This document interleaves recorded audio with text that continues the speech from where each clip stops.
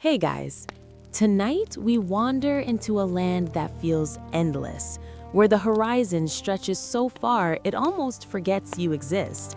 The wind hums across tall grass, wooden wheels creak over dirt paths, and somewhere far off, a lone coyote calls into the dark.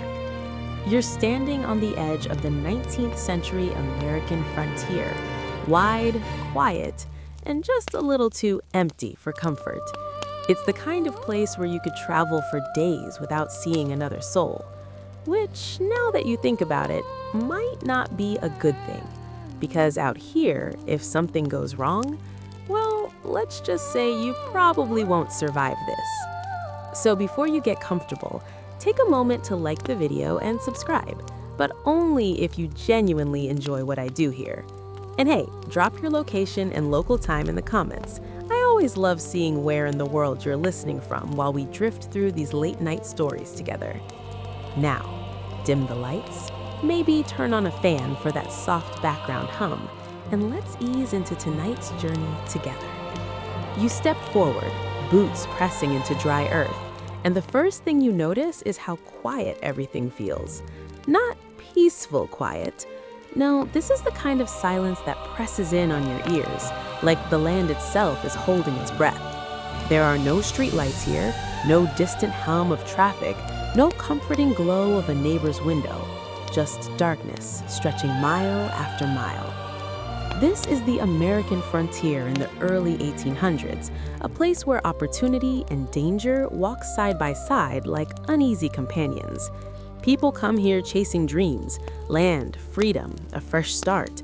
But what they don't always realize is that the frontier doesn't just offer possibility, it also hides things that don't want to be found.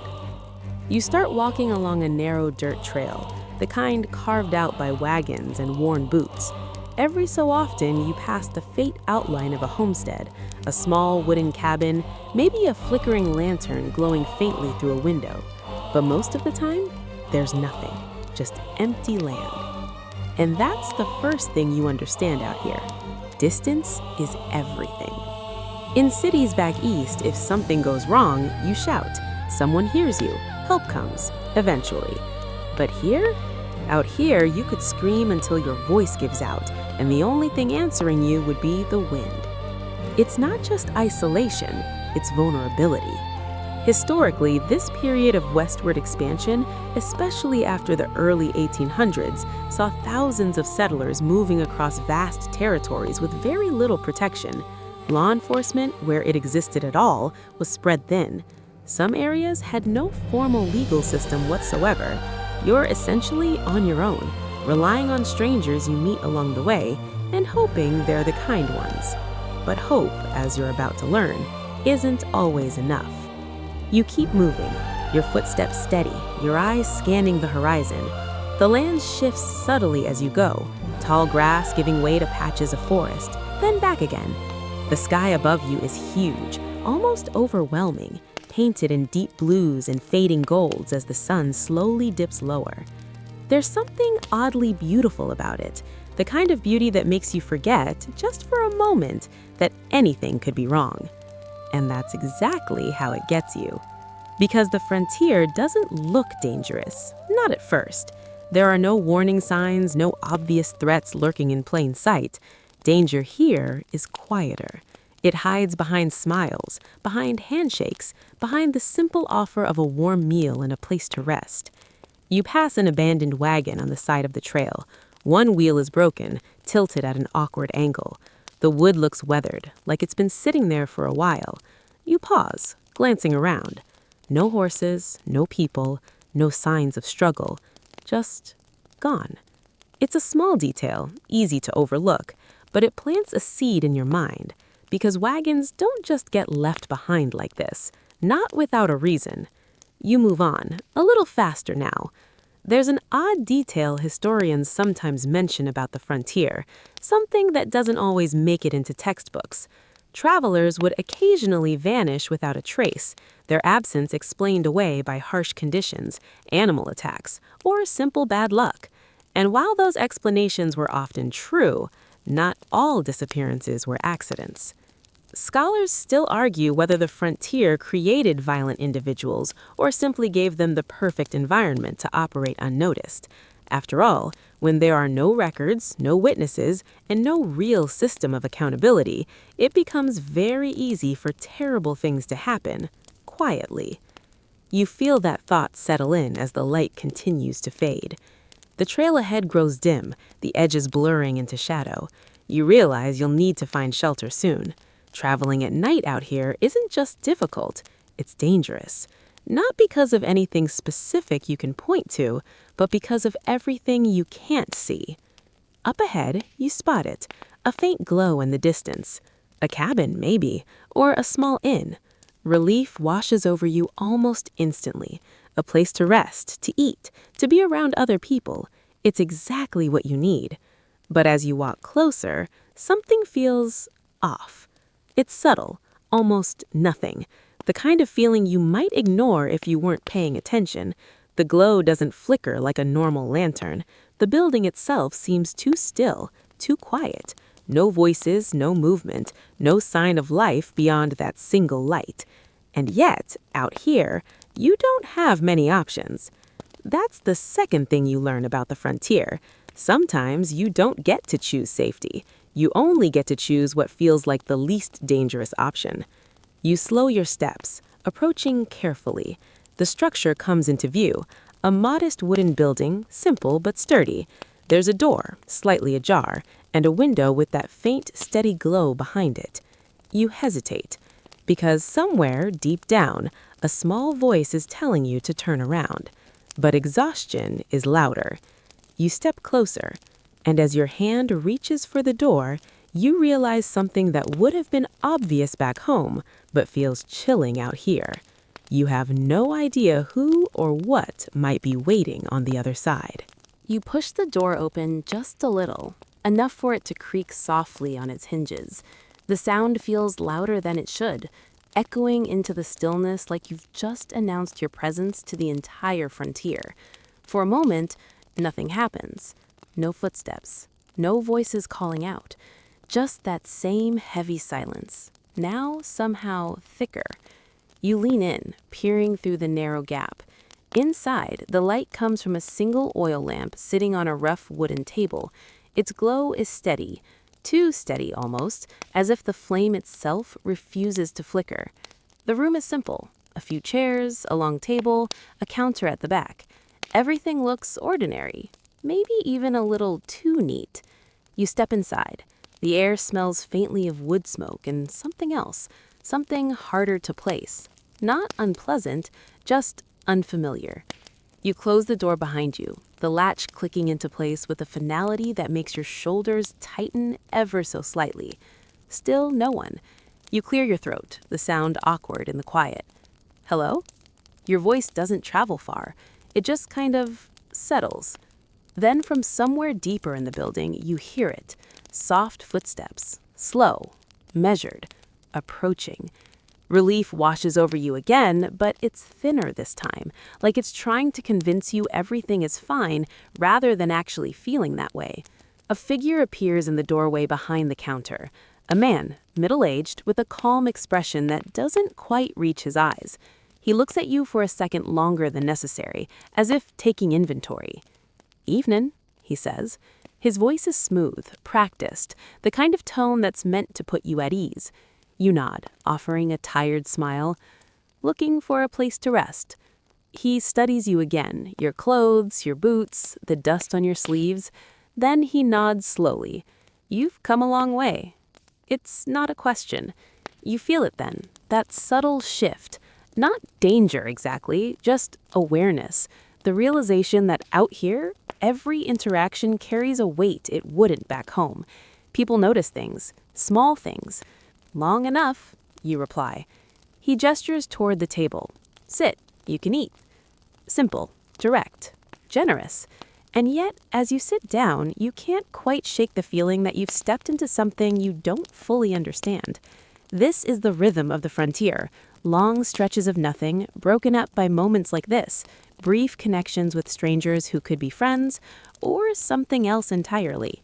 You glance around the room again. There are no personal items in sight.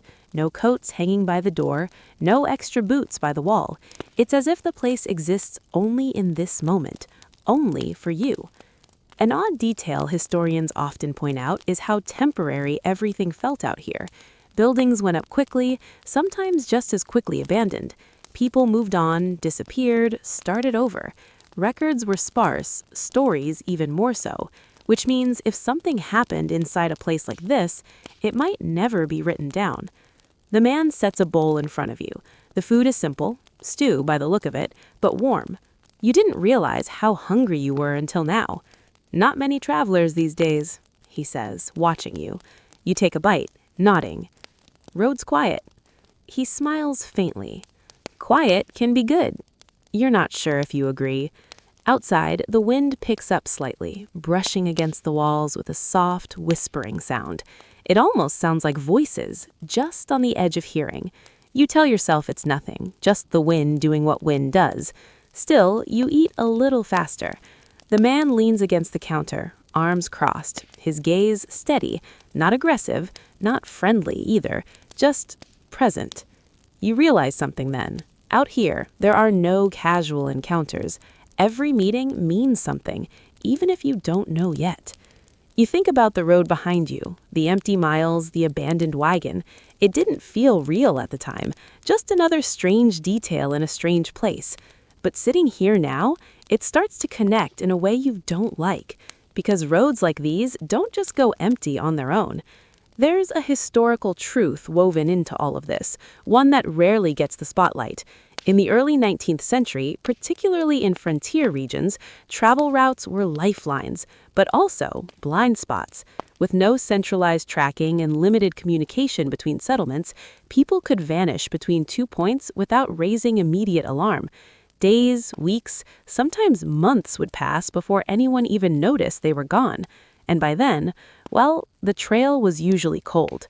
Scholars still argue whether these disappearances were mostly the result of natural dangers, storms, disease, accidents, or if a significant number were caused by human hands. The lack of evidence makes it difficult to say for sure. But stories, quiet, persistent stories, suggest it wasn't always nature. You glance up from your meal. The man is still watching you. Not in a threatening way, just attentive. "You're traveling alone?" he asks. There it is. A simple question, but it lands heavier than it should. You hesitate just for a second. It's a small pause, barely noticeable, but out here, small things matter. "Yeah," you say finally.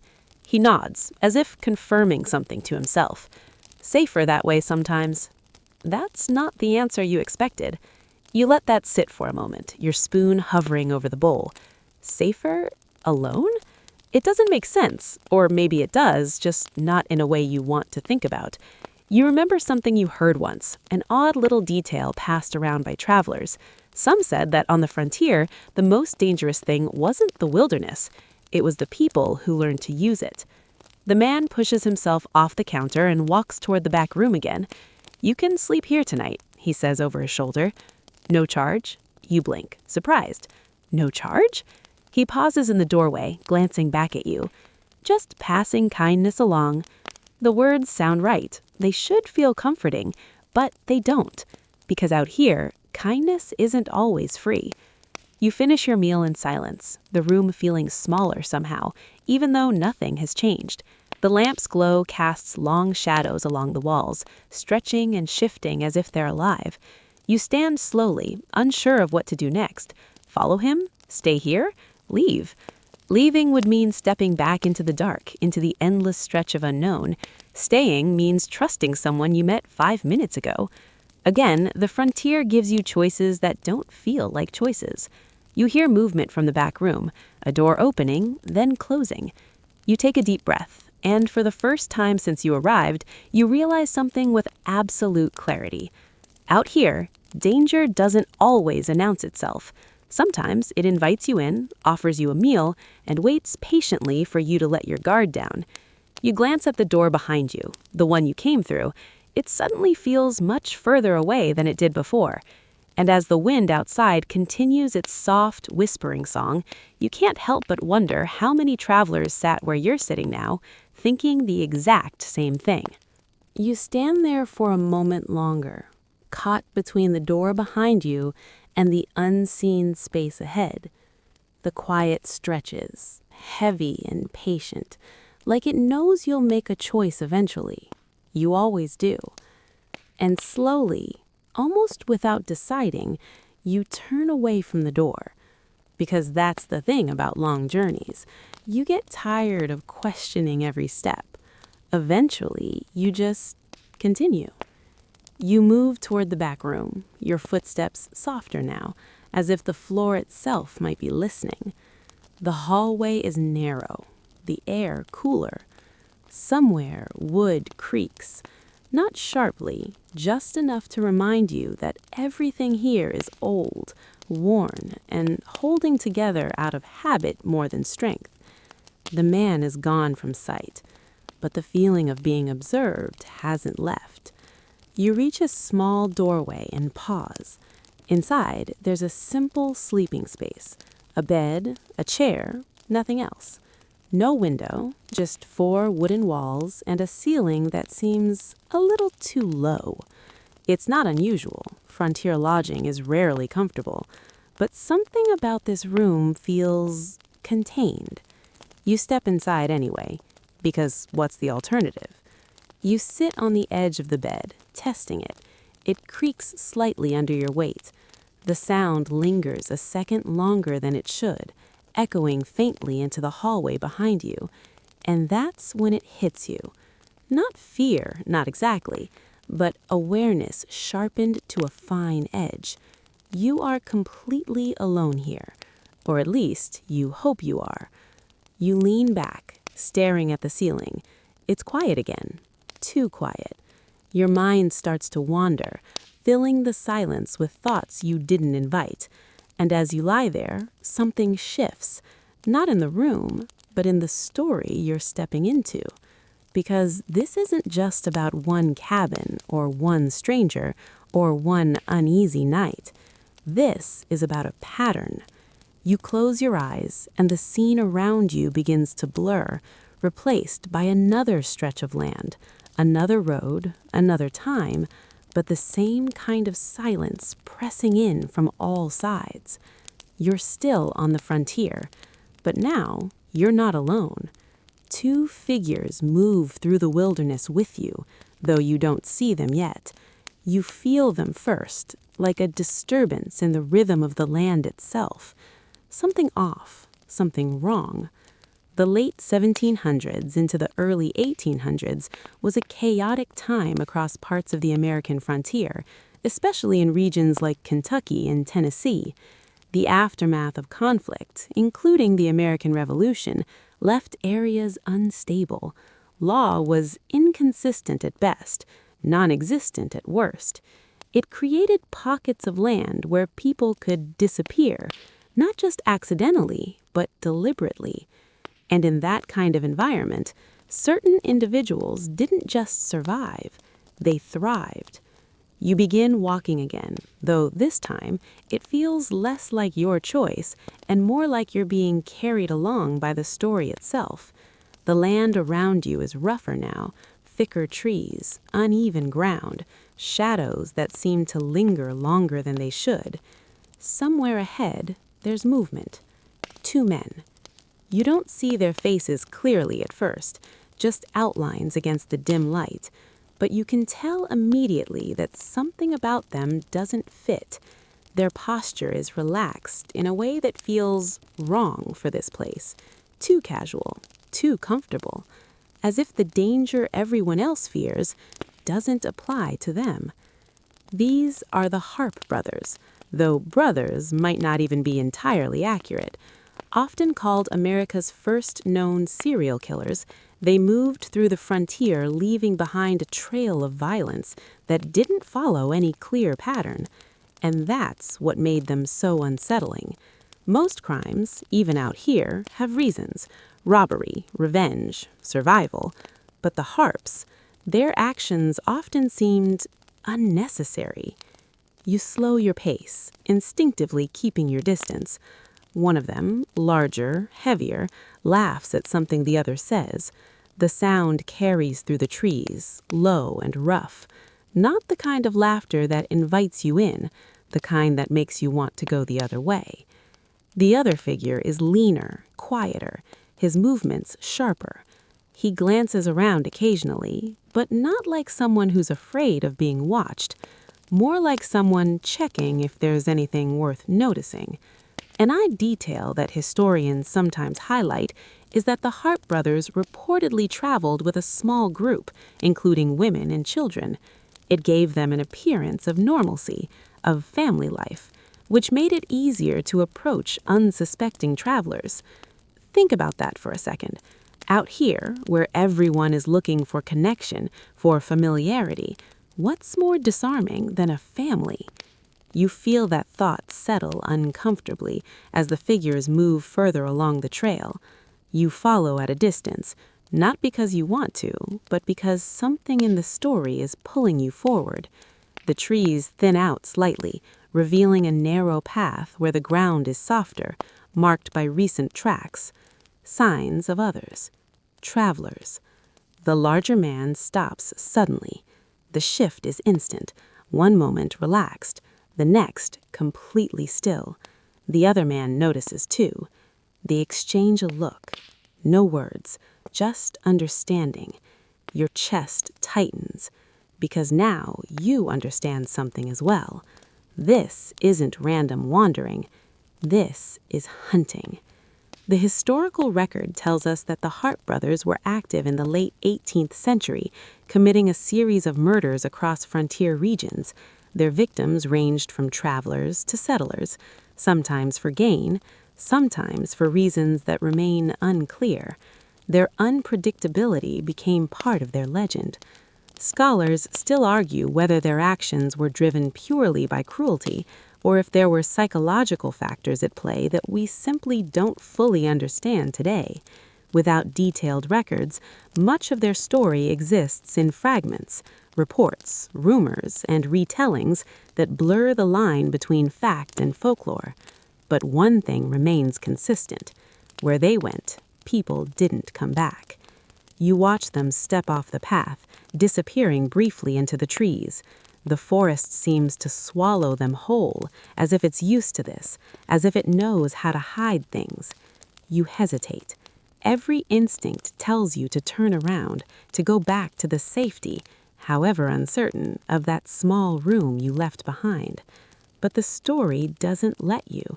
You move closer, carefully, quietly, and as you step into the shadow of the trees, you realize just how easy it would be to vanish out here. No witnesses, no records, just another absence explained away by distance and time. The ground beneath your feet feels softer now, the air heavier. You can almost sense the weight of everything that's happened in places like this, things that were never written down, never fully understood. You hear something ahead, a voice. Not one of the brothers, another traveler, unaware. You freeze, because now, for the first time, the story isn't just something you're observing, it's something you're stepping into. And as the shadows shift and the voices grow closer, one thought echoes louder than all the others. On the frontier, the line between meeting someone and becoming a memory is thinner than you ever imagined. You don't move. Not forward, not back, just frozen in that narrow space between the trees where the air feels heavier and every sound seems amplified. The traveler's voice drifts closer now, casual, unaware, maybe humming a tune, maybe talking to himself. It's the kind of small human noise that should feel comforting, but here, it doesn't. Because you already know something he doesn't. You shift slightly, careful not to step on the dry twigs scattered across the ground. Even the smallest crack would feel like a shout in this silence. Ahead, the shadows shift again, and then you see them. The Harpe brothers. They're not hiding, not really, just waiting. The larger one leans against a tree, his posture loose, almost bored. The other stands a few steps ahead, half visible in the dim light, eyes fixed on the path. There's no rush in their movements, no urgency, and that's what unsettles you the most. This isn't desperation, this is routine. The traveler comes into view, a man, maybe in his 30s, carrying a small pack over one shoulder. His steps are steady, his attention focused ahead. He doesn't notice anything unusual. Why would he? To him, this is just another stretch of road, just another quiet evening. You feel your chest tighten, because you know how this ends. The leaner brother steps forward first, emerging from the shadows with an easy smile. "Evening," he calls out, his voice friendly, almost warm. The traveler pauses, surprised but not alarmed. "Evening." The larger man pushes off the tree, stepping into view as well. Now there are two of them. Still smiling, still calm. The traveler hesitates for just a fraction of a second, and then he relaxes. Because that's the thing about danger out here. It doesn't look like danger. Not at first. You watch the exchange unfold, your pulse slow but heavy in your ears. There's no sudden movement, no dramatic shift, just conversation, simple questions. Where are you headed? How far have you come? Normal, almost painfully normal. An odd detail that has lingered in historical accounts is just how ordinary these interactions seemed before things turned. Survivors, rare as they were, sometimes described a strange sense of calm, even friendliness, right up until the moment everything changed. It's a chilling thought, because it means there's no clear warning, no obvious signal telling you when to run. The traveler shifts his weight, adjusting the strap on his shoulder. He laughs lightly at something one of the brothers says. You can't hear the exact words, but the tone is enough. Relaxed, unaware. You feel a quiet frustration rise in you, a kind of helpless tension. You want to say something, to step out, to interrupt, to change the course of what's about to happen. But you don't, because you can't. You're not here to change the story. You're here to witness it. And the story, as it unfolds, is disturbingly simple. The larger brother steps closer, just slightly. The leaner one shifts position, almost casually, as if adjusting his stance. Then, without warning, it happens. Not loud, not dramatic, just sudden. A movement too quick to fully track, a break in the rhythm. The traveler's voice cuts off mid-sentence. And then, silence. The forest absorbs it almost instantly, as if nothing happened at all. You exhale slowly, realizing you've been holding your breath. The brothers don't rush, they don't panic, they move with a kind of practiced ease, like this is just another task to complete before nightfall. And that's when it truly settles in. This isn't chaos, it's method. The historical accounts of the Harpe Brothers often emphasize this lack of pattern, not in the sense of randomness, but in motive. Their victims varied. Their reasons, if there were any, weren't always clear. Sometimes there was theft involved, other times not. Scholars still argue whether their actions fit the modern definition of serial killing, or if they were simply extreme products of a violent, unstable environment. But the distinction doesn't change the outcome. People crossed their path, and then they didn't. You watch as the brothers finish what they're doing, their movements efficient, almost quiet enough to blend into the natural sounds around them. Leaves rustle, a branch shifts, the wind continues its low, steady hum. Nature doesn't react. It just continues. There's something deeply unsettling about that. The idea that something so final can happen and the world doesn't pause, doesn't acknowledge it. It just moves on. The larger brother lets out a low chuckle, the sound barely rising above the wind. The other glances around briefly, not nervous, just thorough. Then they step back into the trees, disappearing almost as easily as they appeared. And just like that, they're gone. The path is empty again. You remain where you are, the silence pressing in once more, but it feels different now, heavier, more aware, because now you understand something you didn't fully grasp. Out here, Violence doesn't always announce itself with noise or chaos. Sometimes it's quiet, efficient, almost invisible.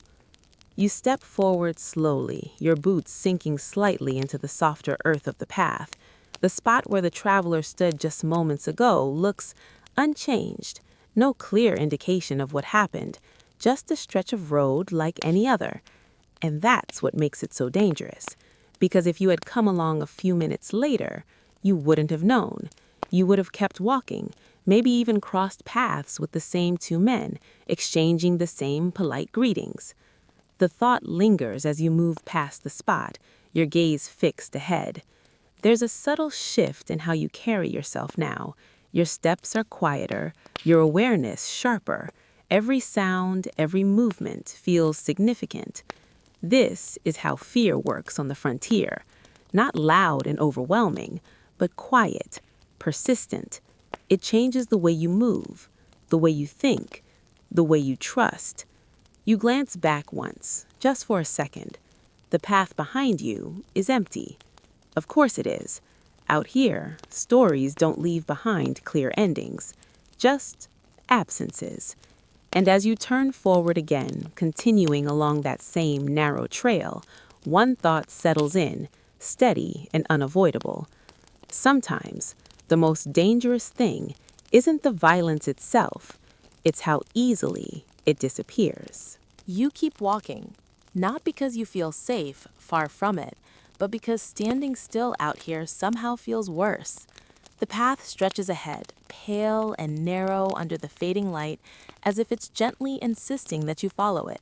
So you do. Each step feels quieter now, more deliberate.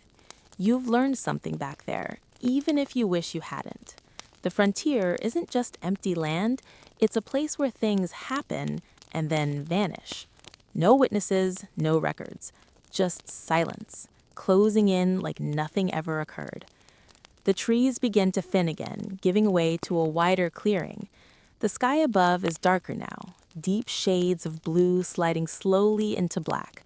A few early stars flicker into view, distant and indifferent. And that's when you hear it. Voices.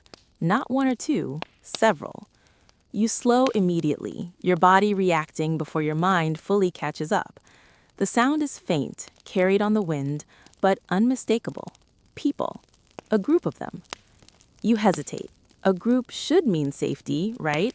But then again, you thought two friendly strangers on a quiet path might be safe too. Still, you move closer, carefully. The clearing opens up to reveal a small gathering, 5, maybe 6 men standing around what looks like a rough campsite. There's no fire yet, just scattered supplies and the low murmur of conversation. They're armed, you notice. Not aggressively, just prepared. Frontier prepared.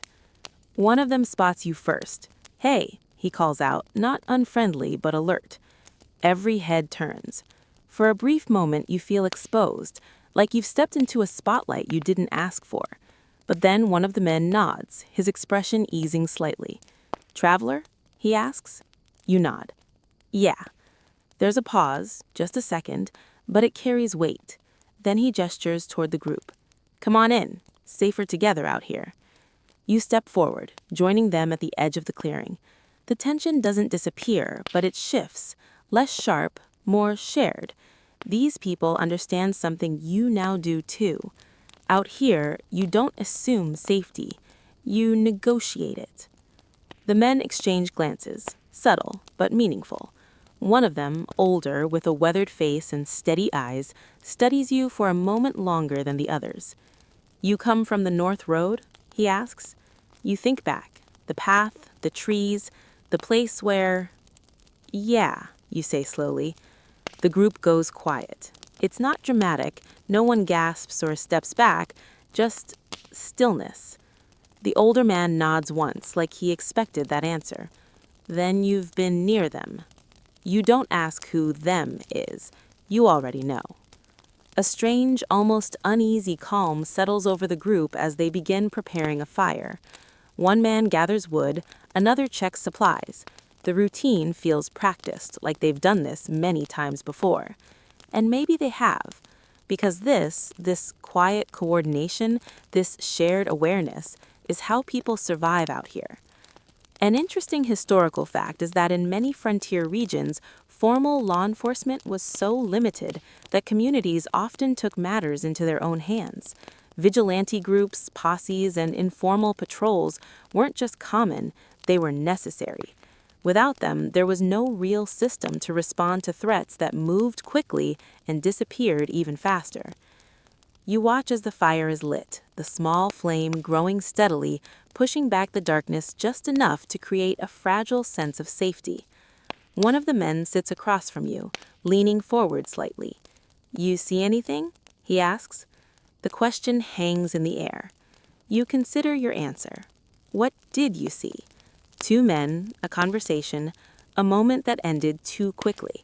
You nod once. Yeah. No one asks for details right away, they don't need to. The look on your face, the tone of your voice, it's enough. The older man exhales slowly, staring into the fire. "We've been tracking them," he says. Tracking. The word feels strange, almost out of place, like you've stepped into a different kind of story now, one where the roles are shifting. Predator and something else. "They don't stay in one place," another man adds. "Move fast, don't follow patterns." You think back to what you saw, the waiting, the ease, the way they slipped into the trees like they belonged there. "Hard to catch something like that," you say quietly. The older man nods again. "Yeah." A brief silence settles over the group, broken only by the soft crackle of the fire. Then he looks up at you. But not impossible. There's something in his tone, not confidence exactly, but determination, the kind that comes from understanding the risk and choosing to face it anyway. An odd detail about frontier justice is how personal it often became. Without distant courts or formal investigations, justice wasn't an abstract concept. It was immediate, direct, carried out by the people who felt its absence most strongly. And sometimes, it blurred into something else entirely. Revenge. You shift slightly, the warmth of the fire reaching your hands, your face. It feels good, grounding, but it doesn't erase what you saw earlier. It just softens the edges. "You joining us?" one of the men asks suddenly. You blink. "Joining you?" He shrugs. "We move at first light, track the trail while it's still fresh." You glance around the group.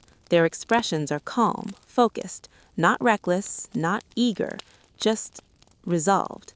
This is their reality, and now, somehow, it's brushing up against yours.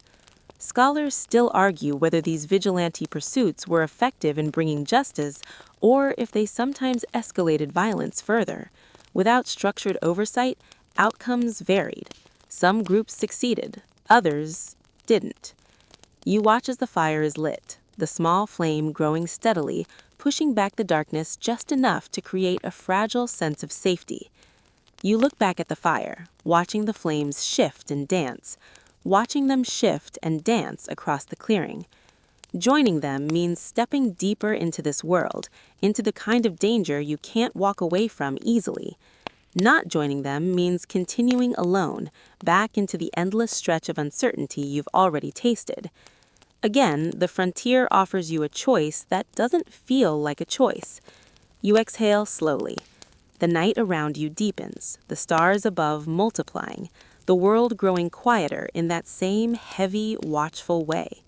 And as the fire crackles softly, casting long shadows that stretch and bend across the clearing, you realize something with quiet certainty. Out here, justice doesn't arrive, it's chased. The fire burns lower as the night deepens, its glow shrinking into a steady, watchful pulse. No one talks much after that. There's no need. Out here, words are used carefully, like supplies, like energy. You save them for when they matter. You sit among the group, the warmth of the fire at your front and the vast, cold darkness pressing at your back. Every now and then, someone shifts, adjusts their coat, checks their weapon. Small movements, quiet habits. Preparation disguised as routine. Eventually, one by one, they settle in, not fully asleep, never fully asleep, but resting in that light, alert way people do when they know the night isn't entirely theirs. You follow their lead, leaning back slightly, eyes half closed. But sleep doesn't come easily. Your mind drifts, not away from the danger, but deeper into it, because the story doesn't stop with the Harpe Brothers. They're just the beginning. By the time the first pale light of morning creeps over the horizon, you're already awake, or maybe you never really slept. The fire has burned down to embers, glowing faintly like the last trace of something that doesn't want to disappear completely. The group stirs quietly, no one needing to say it out loud. It's time. You stand, brushing the dust from your clothes, your body stiff but ready. The air is colder now, sharper, carrying that early morning stillness that makes every sound feel crisp and clear.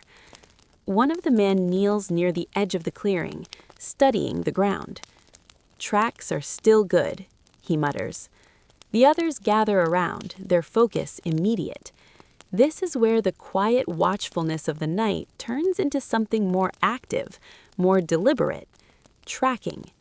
You watch as they follow faint impressions in the dirt, broken twigs, subtle disturbances in the grass. It's almost invisible to you, but to them it's a language, a story written in small details, and it leads forward. You take a step to follow, but something shifts. Not in the ground, not in the air, in the story itself. Because as you move with them, the scene around you begins to blur again, like mist rolling in over the edges of your awareness. The forest fades, the figures ahead becoming less distinct. You slow, and then you stop, because this isn't your path anymore. The pursuit continues without you, their figures disappearing into the distance, becoming part of a different story, one driven by justice, by anger, by something you can feel but not fully hold on to. You're pulled somewhere else, somewhere quieter, somewhere deceptively calm.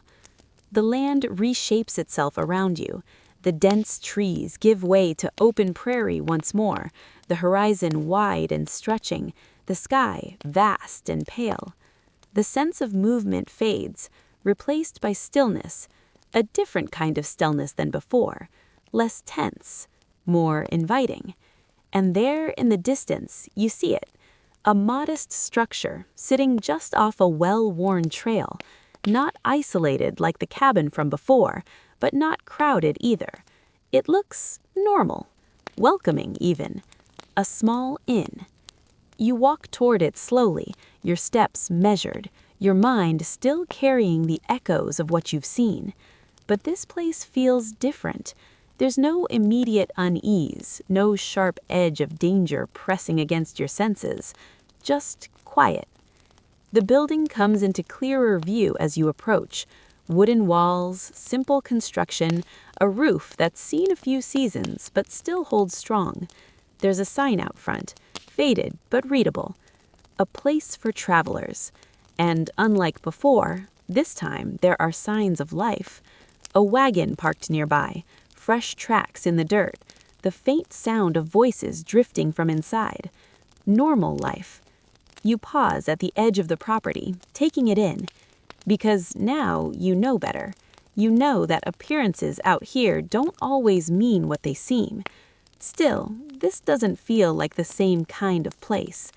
There's movement behind one of the windows, a figure passing by, carrying something. Another voice, lighter this time, maybe even cheerful. It feels real.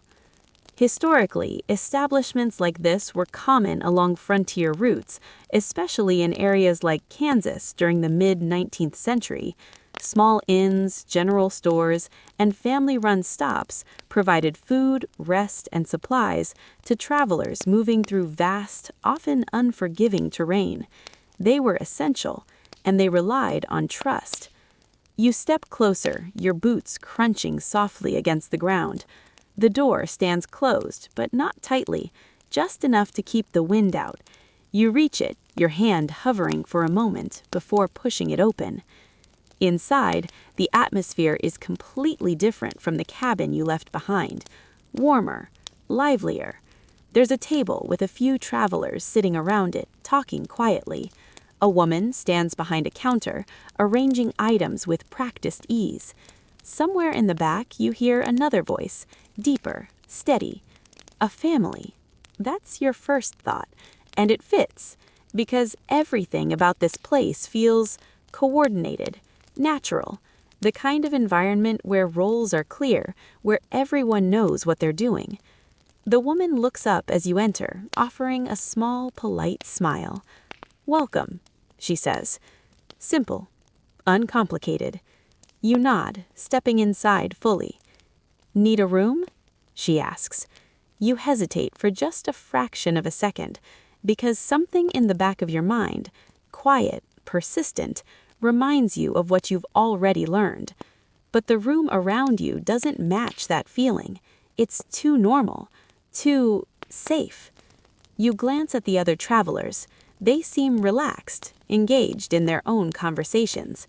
No tension, no unease, just people passing through. An odd detail noted in accounts of certain frontier families is how convincingly ordinary they appeared. Hospitality wasn't just a service, it was a performance, a way to build trust quickly, to create a sense of ease in a place where unease was the default. You feel that now, standing here. The warmth, the subtle comfort. It works. "Yeah," you say finally. "A room would be good." The woman nods, reaching for a key. "Of course." Her movements are smooth, practiced. She hands it to you with a small smile. "Dinner's available if you want it." You take the key, your fingers brushing against the cool metal. "Thanks." As you turn slightly, taking in the space once more, you notice something small. A curtain, hanging near the back of the room. It doesn't stand out at first, just part of the structure, separating one space from another, but something about it catches your attention. Maybe it's the way it hangs, too still, or maybe it's just the memory of another place, another door, another moment where everything seemed fine until it wasn't. You look away, because there's no reason to focus on something so minor. Not here, not in a place that feels this normal. And yet, as you move toward your room, the key held lightly in your hand, one quiet thought follows you, steady and uninvited. Sometimes, the most dangerous places are the ones that feel like home.